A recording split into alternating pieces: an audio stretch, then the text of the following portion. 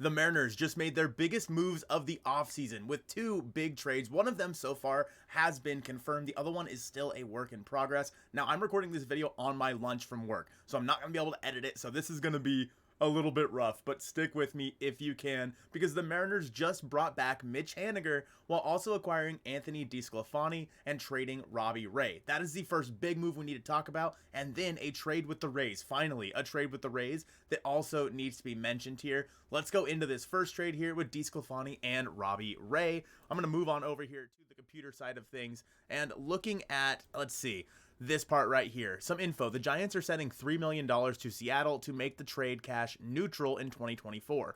So basically, Robbie Ray, compared to the $29 million that were coming with Haniger and DeSclafani, that money is going to be equal. So this is not a punch at all to the Mariners, I guess, tax or whatever, their payroll in 2024. With that being said, however, Robbie Ray, of course, was not going to be coming back until after the All-Star break. And then when you look at something like this with Robbie Ray, and Jose Caballero is going to be in this a little bit later, but Mitch Haniger is a guy who can play the outfield for the Mariners. He was not very good in 2023. He was on the injured list 3 times. We know about Mitch's injury history, but it's always good to have him back. In 2023, he played in 61 games, hit 209, 266, 365, with a 73 OPS plus, with only 6 home runs and 28 RBI. Anthony DeSclafani in 2023, keep in mind this is going to be his contract year. He'll be a free agent after this season. He put up an ERA plus of 87 with a 4.88 ERA and just 99.2 innings pitched. He started 18 out of the 19 games. So this trade could be something of a way to free up some space with Anthony DeSclafani becoming the number 5 for the Seattle Mariners, and then maybe trading Bryan Woo or Bryce Miller. That's where the second trade comes in. And it is allegedly going to be, if I can find the tweet here, Jose Caballero for Luke Raley, which is a very, very interesting trade that I think makes a lot of sense for the Mariners. And if it's just Jose Caballero, I think it's a great trade. Obviously, Luke Raley coming over from the Rays to the Mariners. Jose Caballero headed to the Rays. Looking at their numbers here, in 2023, Jose Caballero had a 2.4 WAR in 231 at-bats. He had a 90 OPS plus. He hit 221, 343, 320 with 4 home runs and 26 stolen bags. It was a big year for Jose Caballero. And obviously, the Mariners would have had him for the next 6 years. Moving on here to Luke Raley, however, let me scroll down and let's take a look at his numbers.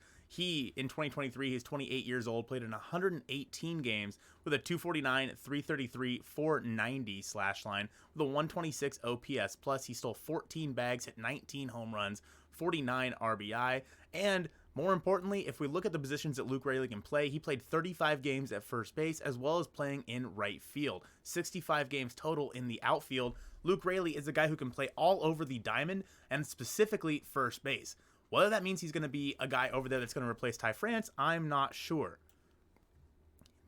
Again, he bats left-handed, so he could be a platoon with Ty France over there. I don't really have the ability to go in and look at those splits right now for Luke Raley. But when you look at the money that he's getting paid, he's also arbitration eligible. He won't be a free agent until 2029, so after the 2028 season. So he's a guy that you'd have for the next couple of years as well. Again, DeSclafani is going to be a free agent at the end of the year. And an interesting note here from, let's see, where is it at here? From Joel Sherman. No, I'm wrong. Okay, here it is. From Joel Sherman, Mariners trade. Both Mitch Haniger and Robbie Ray have opt-outs after this season, but Ray had Tommy John surgery and a flexor tendon repair last May, not due back till the second half. Can he do enough to walk away from 2 years, $50 million? Of course, he's going to be making $25-ish million a year between those 2 years with the Giants. And then Haniger on the IL 3 times last year, played a total of 118 games in the last 2 years. Can he stay healthy enough to walk away from $15.5 million? DeSclafani with $14 million is at the end of his contract this year. Let me switch back here to the full cam, and let's talk a little bit about what this means for the Seattle Mariners in 2024. Excuse me. Because this trade with Luke Raley, right, and Jose Caballero, again, at the time of recording this has not happened yet, but it has been leaked by, or I guess rumored by Ken Rosenthal that this is the plan. And if the Mariners are going to go out and do that, then why would they not, now that they have DeSclafani and they can maybe slide him into the 5 spot, could they then theoretically go trade one of Woo or Miller? Because now you have DeSclafani in the 5 spot, you still have Emerson Hancock, and then you really don't lose any depth here in terms of the pitching market until you trade one of Woo or Miller, because Ray wasn't going to be back till the second half of the season. Was he better, in my opinion, than DeSclafani? Absolutely. But nonetheless, Ray wasn't going to pitch in the first half. DeSclafani should. So do you then use one of Miller or Wu to trade for somebody like, I don't know, Isak Paredes? Does this trade get bigger than just Caballero for Rayleigh straight across? Because in my opinion, that's a steal of a deal for the Mariners. But if the Mariners are sending like a Wu, then let's say they send Brian Wu and Jose Caballero to the Rays. Is it then Luke Rayleigh plus like Randy Arozarena plus, you know, somebody else? I'm not sure. Let me check Twitter just to see really quick before I wrap this up if there's anything else to talk about here.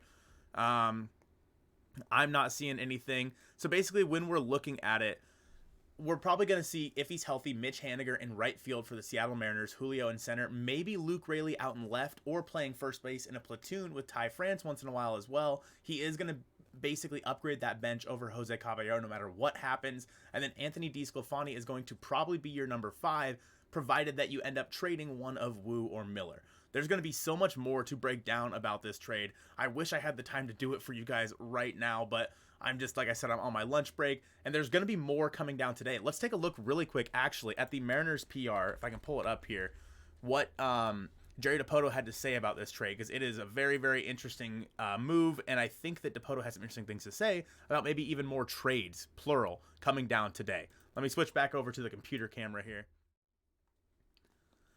Dipoto said, as we continue to build out our team for 2024 and beyond, we feel this trade accomplishes a couple of our objectives. In Mitch, we get a player we know well and hold in very high regard, and another piece for our outfield, while Anthony, who can start or pitch out of the pen, gives us depth in our pitching staff, and this deal allows us to put the best team possible on the field for opening day.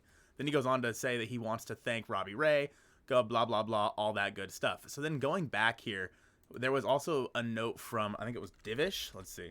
Ryan Divish. Nope. Divish. Ryan Divish. He said, I expect more moves, plural, today. So could that mean, of course, this Caballero trade that is coming from Ken Rosenthal, where he said in a second trade, Mariners would acquire Luke Rayleigh from the Rays for infielder Jose Caballero? It's very, very possible, but could that be the start of a bigger trade? Could that be the start of a trade where we see, you know, like I said, Brian Wu going to the Rays with the return of Arozarena or Isak Paredes? It's very, very possible, and I think that, you know, this picture of Mitch does it all for me. But realistically, I'm okay with this. I'm shocked that they were able to.